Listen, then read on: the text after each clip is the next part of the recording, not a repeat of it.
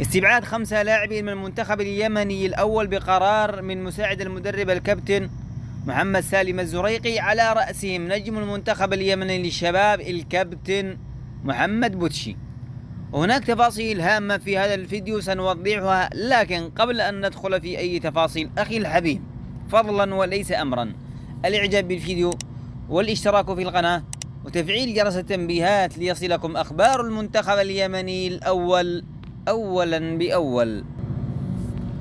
أكدت مصادر موثوقة من معسكر المنتخب اليمني الأول بمحافظة عدن أسماء المستبعدين من المعسكر بقرار من مساعد المدرب للمنتخب الوطني الكابتن محمد الزريقي، وهم الكابتن محمد مهدي بوتشي، وكذلك الكابتن محمد الغيلي، وحسين مزعل، ومحمد العمودي، ومحمد العانة، وعماد منصور.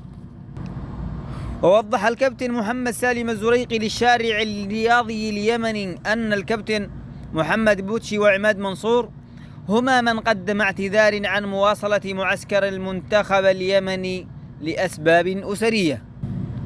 هذا وقد استدعى الكابتن محمد سالم الزريقي مساعد مدرب منتخبنا الوطني استدعاء 5 لاعبين لينضموا إلى تشكيلة المنتخب اليمني في معسكره الداخلي بمدينة عدن.